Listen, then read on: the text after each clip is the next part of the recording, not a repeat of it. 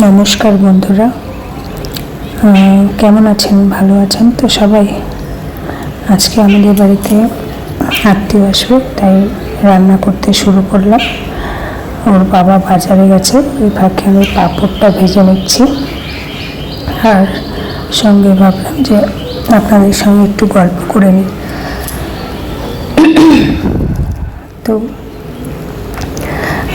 যারা আসবে তারা হচ্ছে একজন মাছ মাংস কিছুই খায় না। চুনো মাছ খায় কিন্তু বড় মাছ খায় না, মাংসও খায় না।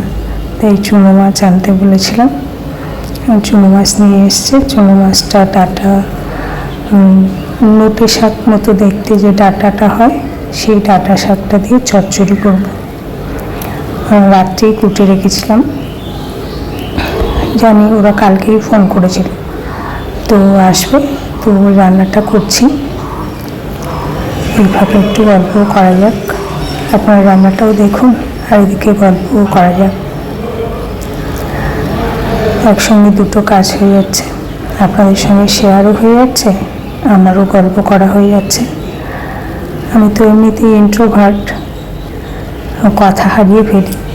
কারোর সঙ্গে কথা বলতে গেলে খুঁজে পাই না কী বলবো। যদিও বুঝতে দিই না, এখন অনেকটাই এক্সট্রোভার্ট হওয়ার দিকে। যখন কথা বলি তখন ভীষণ কথা বলি, আর না বললে আর অনেক সময় বোকা বোকা কথা বলে ফেলি। তো তাই জন্য মনে হয় যে কী বলবো, আবার হাসাহাসি করবে, আবার ভাবি কী হবে, বড়জোর তো হাসবেই, তাছাড়া তো আর কিছু হবে না। তো আর এভাবে কথা বলে তো আরও টাফ। আপনারা ওইদিকে স্ক্রিনের ওইদিকে, আর আমি একা একাই বুঝতে পারছি না আপনাদের কি জিজ্ঞাসা আর আমি কি বলবো। তো যাই হোক, এর আগের দিন আপনাদের সঙ্গে শেয়ার করলাম যে আমাদের বাড়িতে কে কে আছে, আমি কি করি। তো জব নিয়ে, আমি জব করি যে এই ব্যাপারটা বলেছিলাম। এবার আপনাদের মনে জিজ্ঞাসা থাকতেই পারে যে আমি প্রত্যেকটা ভিডিওতে প্রায় কোনো না কোনোভাবে হিন্ট দিয়েই থাকি যে আমি জব করি। তো আমি কি জব করি, আর পুকুর বাবা কি করে, তো এইসব করেই থাকতেই পারে। আমি 2019 যে পিএসসি ক্লার্কশিপ, সেটাতে সিলেক্টেড হয়েছিলাম। সিলেক্টেড হওয়ার পর জয়েনিং হতে হতে তো 2023 মার্চে জয়েন করি আমি। আমাদের যখন সিলেকশন হয়েছিল, ফর্ম ফিল আপ যখন হয়েছিল, তখন 3টে চয়েস দিতে হয়েছিল। তো একটা ছিল রিজিওনাল, একটা ডাইরেক্টরেট, আর একটা সেক্রেটারিয়েট। তো তখন তো আমার বিয়ে হয়নি, একটা হোম সিকনেসও সবসময় কাজ করতো। আর যেহেতু আমি ক্লাস 10-এর পর থেকে প্রায় বাড়ির বাইরে, তো সবসময় মনে হতো যে আমি যাই জব পাই না কেন যেন বাড়ির কাছে পোস্টিং হয়। তো এরকমভাবে আমি রিজিওনালটা চয়েস করেছিলাম। তো এখন যেটা মনে হয় যে আমি সেটা ভুল করেছিলাম হয়তো, কারণ সেক্রেটারিয়েট অ্যান্ড ডাইরেক্টরেটে প্রমোশনটাও অনেক বেশি। আর নবান্নতে কিংবা বিকাশ ভবনে জব করাটা আমাদের অনেক সময় স্বপ্ন হয়ে থাকে।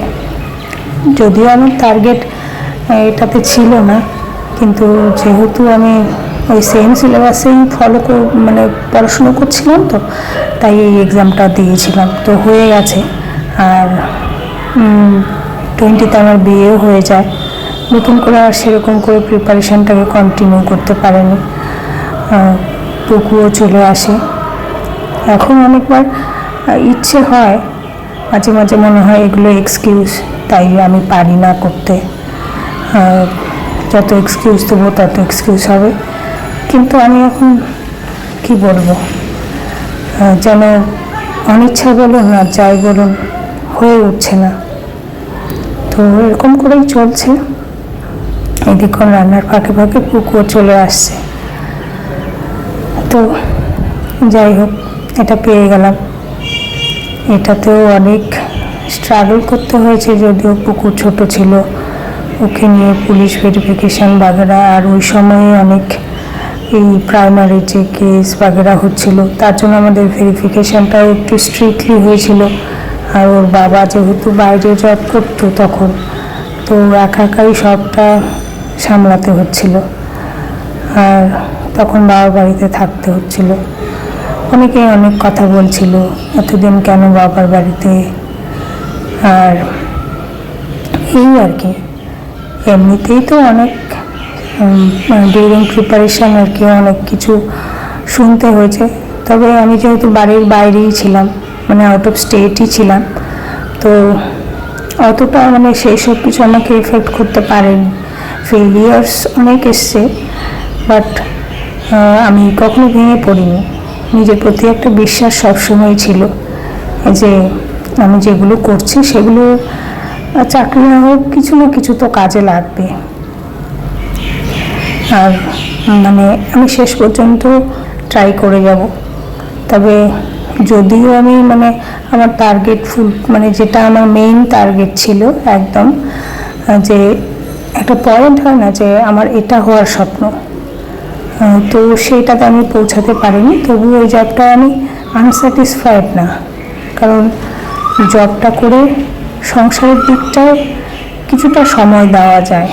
স্টেট গভর্নমেন্ট জব, আর ওয়ার্কলোড সেরকম প্রাইভেটের মতো নয়, যেহেতু আমি প্রাইভেটেও করেছি। আমি জব অনেক বছর হয় করি, 2014 থেকে আমি জব করি। তো প্রাইভেটে করেছিলাম, তারপরে 16 থেকে আমি কন্ট্রাকচুয়াল বেসিসে করতাম সিকিমে।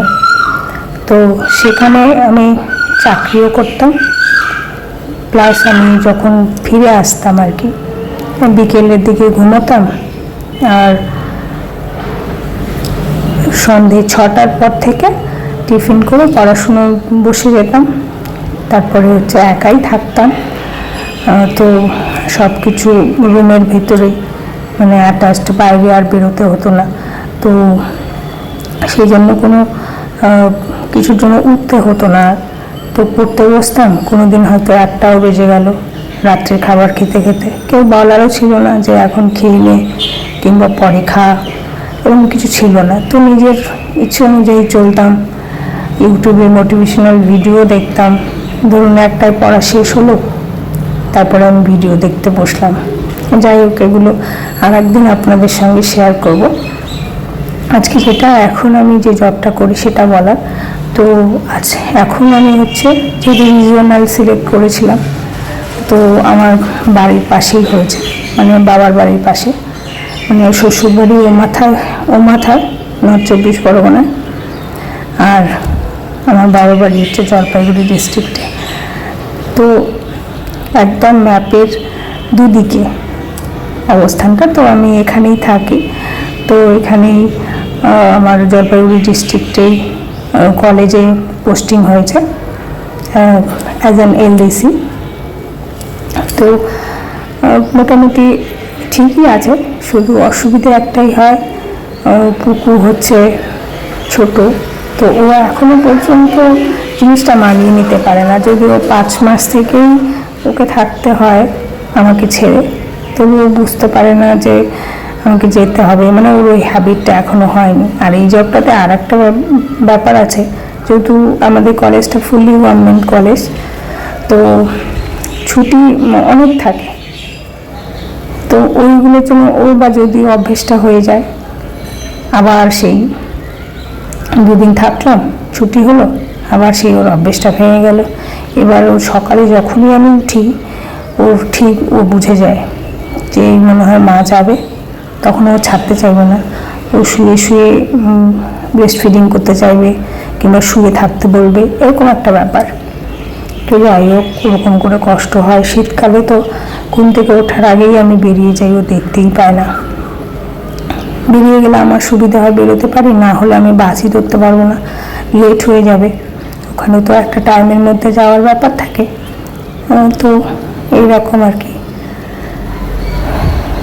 তো কি আর বলবো, এভাবেই চলছে। ও আর একটু বড় হয়ে গেলে ঠিক হয়ে যাবে। এই তো 2.5 বছর মানে ঠিক নয়, 2 বছর 7 মাস, 2.5 বছরের একটু বেশি তো আর 3 বছর হয়ে গেলে স্কুলে ওকে অ্যাডমিশন করিয়ে দেবো, তখন হয়তো একটু প্রবলেমটা কমবে। আবার অনেক বাচ্চার মায়েরা বলে তখন প্রবলেমটা বাড়বে। তবে একটা ব্যাপার হবে যে ও স্কুলে থাকবে, ওই সময়টা বন্ধু বান্ধব হয়ে যাবে, দেখা যাক কি হয়। তো এই আমি এখন কলেজে এলডিসি হিসেবে জব করছি, আর আপনাদের সঙ্গে মাঝে মাঝে গল্প করার একটু ইচ্ছে আছে, তাই চলে আসি, আর করব আশা করি। অসুবিধা হয় একটু, আমি যেহেতু ইন্ট্রোভার্ট, কারোর সঙ্গে খুব একটা ভালো বেশিক্ষণ গল্প করতে পারি না। এই যে আপনাদের সঙ্গে ভার্চুয়ালি একটা কনভারসেশন হচ্ছে, সেটাতে আমি যেন কমফর্টেবল, আবার কমফর্টেবল আবার নাও। কারণ কমফর্টেবল এই দিক দিয়ে যে আমার যা মনে হচ্ছে বলছি, ওই বোকা বোকা ফিলটা হচ্ছে না। কিন্তু যখন সামনাসামনি থাকবো, অনেক সময় এমন সব কথা চলে আসে যেগুলোর উত্তর আমি খুঁজে পাই না। আমি খুব কি বলবো, এটা বলাও বোকামি যে আমি খুব একটা চতুর নই কিংবা চালাক নই, জানি না আমি কীরকম, বাট ওই আমি আমার মতো আমি নিজেই ওগুলো ফিল করি আর কি। আপনারা রান্নাটা দেখছেন তো, আমার নিজেরই ভালো লাগছে ভিডিওটা দেখতে। রান্নাটা কতটা কি হয়েছে জানি না, মাটন রান্না করছিলাম।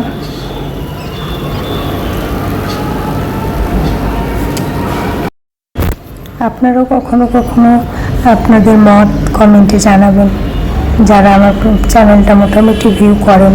এখনও যদিও খুব বেশি ভিউয়ার্স নেই আমার চ্যানেলে, সবে তো কয়েক মাস হলো, আর আমার ওগুলো স্মৃতি হয়ে থাকবে। আপনারা দেখলে আরও ভালো লাগবে, দেখলে সাবস্ক্রাইব আর শেয়ার করবেন, যাতে করে আমার গল্প করার আরও অনেক বন্ধু চলে আসে। লাইভে আসতে পারি না, তবে কিছুদিন পর লাইভে আসার চেষ্টা করব। আর একটু পুকু বড় হয়ে গেলে, এখন তো ওর সামনে করতেই পারি না ভিডিও। এই যে এখন ও ঘুমোচ্ছে, আমি আপনাদের সঙ্গে গল্প করছি। এই যে আমার মাসি, সেদিন মাসি এসেছিল, দিদা এসেছিল, আর এই যে মাসির মেয়ের মেয়ে, এরা দুজন কাজিন, দুজনে আইসক্রিম খেতে ভীষণ ব্যস্ত। পুকুর বাইরের খাবার খুব একটা খায় না, কিন্তু সেদিন ভীষণ হুজুগে হয়ে পড়ছিল। আইসক্রিম যদিও খুব ভালোবাসে। দিদি ভালো থাকবেন, সময় পেলে আরও গল্প করব। টাটা।